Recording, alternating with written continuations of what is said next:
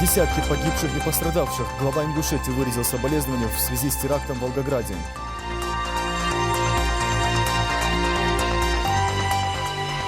Больше внимания – залог хороших показателей. В администрации главы определили приоритетные задачи по борьбе с коррупцией в 2014 году. Они работают, но при этом умудряются получать пособие по безработице. Как в республике борются с обманщиками? Здравствуйте, в эфире информационный выпуск. Я, Бекхан Хашигульгов, и мои коллеги расскажем вам о самых главных событиях к этому часу. Глава Ингушетии выразил соболезнования в связи с терактом в Волгограде. В телеграмме направлены.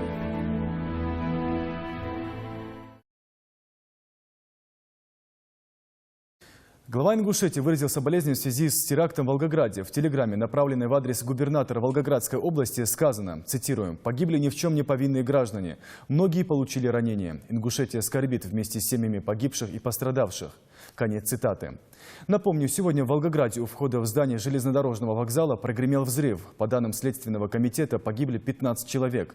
Более 40 пострадали. Бомбу мощностью не менее 10 килограммов в тротиловом эквиваленте привела в действие смертница. Установить организаторов теракта поручил силовому блоку президент России Владимир Путин. С 1 по 3 января в Волгоградской области объявлен траур.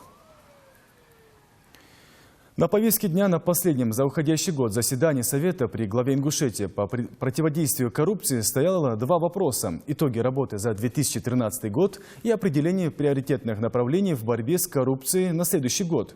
Как будут бороться с коррупцией в 2014-м, расскажет Магомед Асканов. В начале совещания глава республики отметил позитивные изменения в борьбе с коррупцией, произошедшие в этом году. Слаженная работа всех структур и ведомств позволила в разы сократить коррупционную составляющую в жизни общества. Многие должностные лица, увлеченные в коррупции, лишили своих постов. Часто в преступном сговоре оказывались их подчиненные. В уходящем году по коррупционным делам осуждены 9 человек с выплатой крупных штрафов. Еще ряд дел на стадии следствия. Условные сроки, они не дают того результата, который нам нужен. Люди должны получать реальные сроки, если они совершали преступление. Или же возвращать то, что украли, обратно. Но при этом и здесь нет ни одного вопроса по конфискации имущества. Евкуров обратил внимание собравшихся на необходимость доведения любого дела, связанного с коррупцией, до логического завершения, то есть реального лишения свободы. Впрочем, по словам докладчика вице-премьера Магомеда Бекова, в этом году приходилось сталкиваться с коррупционными делами в социальной сфере. К примеру, родственные связи и взаимное укрывательство выявлено в школах. Проявление коррупции заметны даже при начислении зарплаты работникам социальной сферы. Часто ведется так называемая черная бухгалтерия. В учреждениях республики много сотрудниц, принятых на работу накануне декретного отпуска. Это свидетельствует об искусственном создании ситуации для возмещения средств за счет фонда социального страхования, что может быть расценено как коррупционное проявление. А секретарь Совета Безопасности обозначил конкретные ведомства, которые замечены в нецелевом использовании бюджетных средств. Необходимо принять дополнительные меры для контроля за одной из самых коррумпированных областей, областью, связанной с государственной закупкой. В 2013 году по представлению прокуратуры республики за нарушение действующего законодательства в указанной области привлечены к дисциплинарной ответственности следующий руководитель органа исполнительной власти: Маршани, Тестоев, Султыгов, Алиев, Барзиев. Из вышеуказанного следует, что эффективное решение проблем в сфере предупреждения и пресечения различных коррупционных проявлений в деятельности органа исполнительной власти местного самоуправления напрямую зависит от непоследовательного соблюдения требований законодательства их руководства. Также Алихан Кузгов привел пример, когда взятые с поличным преступники оставались на воле после решения суда. Правоохранительным органам и контрольно-надзорным органам надо на ранней стадии совершения противоправных деяний выявлять, а не ждать до их логического завершения. Имеется в виду до совершения окончания преступления. Продолжая тему, Евкуров отметил необходимость вести тесную работу с судейской коллегией. Коррупционеров нужно показывать всем и раскрывать всю коррупционную цепочку. В прошлом году я один вопрос задавал. Вот один раз собрали коллектив там, больницы или школы и посмотрели по этим стимулирующим выплатам. Кому как выплачивали. Кто проверил? Женщина работает там 30 лет в школе, получает меньше, чем ребенок, который сегодня пошел в школу там, педагогом. Почему? Потому что этот педагог там, молодой является родственником там, или за взятки в эту схему влезла. Вообще, это совещание определило конкретные цели по пресечению коррупционных действий. Бороться с такими преступлениями намерены и в новом году. Уже до 20 января 2014 года планируется провести тотальные проверки всех социальных учреждений. А тех, кого изобличат в коррупционных махинациях, будут показывать в телепередачах на НТК «Ингушетия». Магомед Асканов, Тимур Карахоев, Новости 24. Под председательством Юнусбека Евкурова в Магасе прошло заключительное заседание Президиума правительства республики. Руководитель региона велел жестко контролировать расходование бюджетных средств. Доклад по рассмотрению выступлений участников заседания Госсовета России и предложениям по исполнению поручений президента страны данным на заседании представил премьер-министр республики Абубакар Мальсагов. Он отметил, что основная тема состоявшегося Госсовета – это реализация мер по исполнению президентских указов о социально-экономическом развитии России. Глава Ингушетии на конкретных примерах объяснил, что необходимо сделать для выполнения поставленных задач. Отдельно он остановился на поручениях, требующих скорейшего решения. Так, с 1 января 2014 года должна заработать электронная система записи в детские сады. Также предусматривается скорейшая инвентаризация аварийного жилья. Новый дом на Новый год. Семьям, проживающим в оползневой зоне Малгобекского района, сделали незабываемый подарок в преддверии праздника. Руководство республики провело жеребьевку на обретение нового жилья взамен старого. Мария Мистоева продолжит.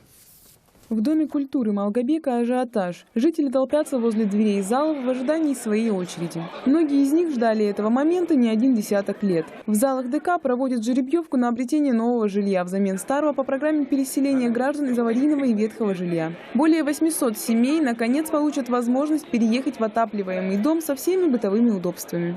По поручению главы Республики Ингушетия в канун Нового года, то есть идет жеребьевка по раздаче квартир. То есть это у нас 32 многоквартирных дома, построенных на 110 гектарах по федеральной целевой программе. То есть на сегодняшний день у нас 843 квартиры разыгрываются методом жеребьевки. Также Евлоев рассказал о президентском подарке. Всем жителям к общей квадратуре старого жилья прибавляют бесплатно 10-15 квадратов. Стоя в очереди, все нервничают и переживают, но, выходя из зала, успокаиваются. Благодарю всех, кто был задействован в этом проекте. Мы наконец-таки получили новое жилье, без споров и шума. Я очень счастлива. В Вознесеновке мы жили.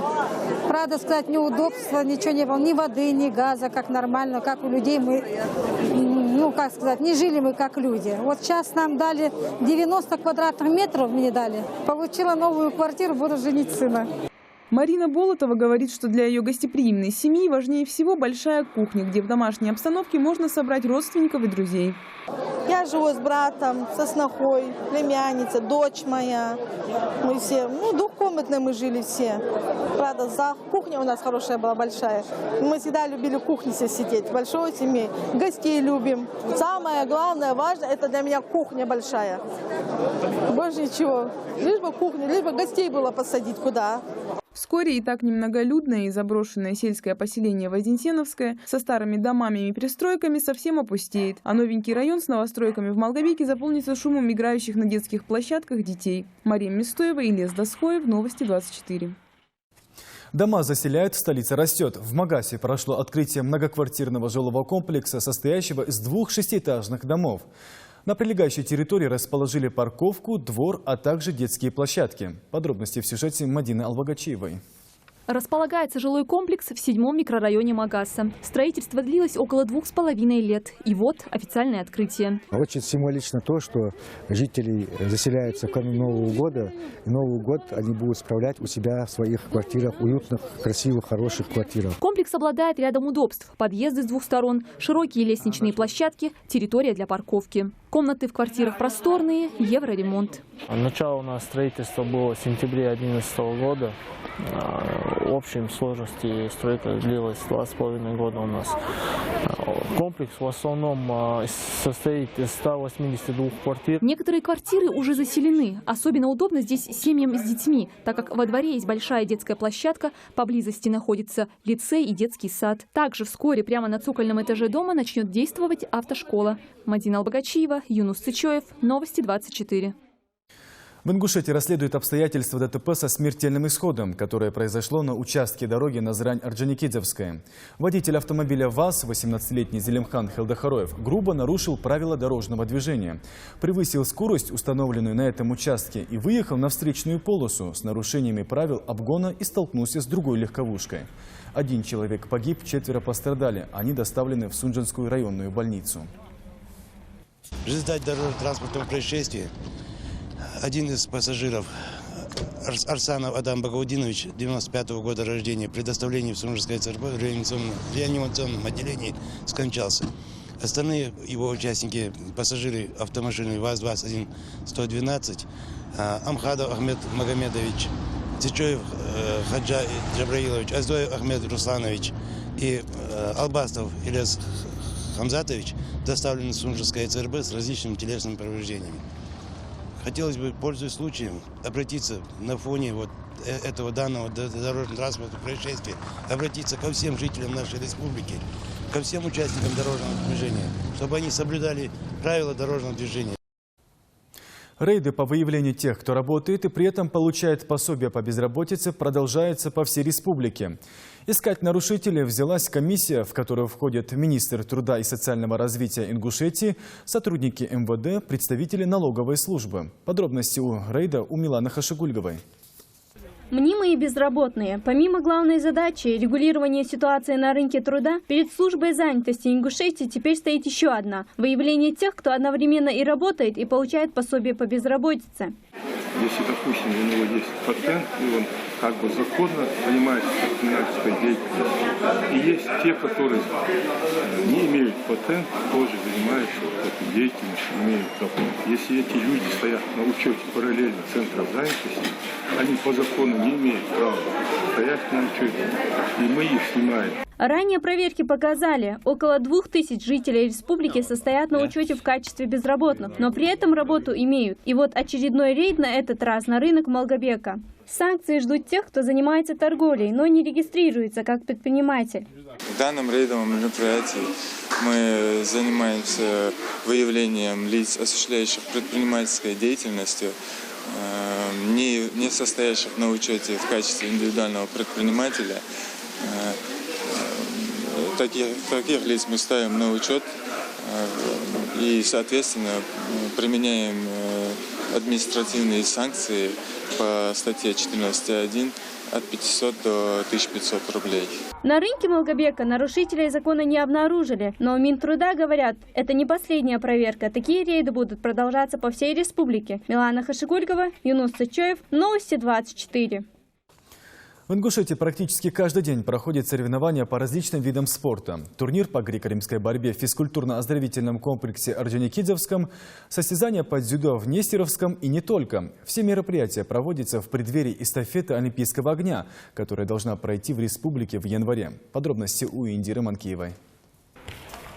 Маулид Тимирханову 12 лет. Он занимается греко-римской борьбой уже 4 года. За это время многому научился, и соревнования для него шанс показать свои навыки. По словам главного судьи Магомеда Евлоева, ребята хорошо подготовлены и настроены на победу. Мы проводим соревнования в честь эстафеты Олимпийского огня, который, мы знаем, будет проводиться у нас в конце января. Также приурочен наш ход соревнований к новогодним праздникам. Еще одни состязания уже по дзюдо прошли в физкультурно-оздоровительном комплексе Нестеровского участникам от 10 до 13 лет. Как у нас сейчас на носу Олимпийские игры и поддержку Олимпийским играм проводим первенство Сунжанского района юношеский. Сделать детям подарок. Соревнования устроены в честь новогодних праздников и эстафеты Олимпийского огня. Она пройдет в Ингушетии в конце января наступающего года. 50 факелоносцев пронесут огонь зимних Олимпийских игр в Сочи от летнего амфитеатра до башни Согласия. Индира Манкиева, Ахмед Парчиев, Новости 24. Это были все новости к этому часу. До свидания.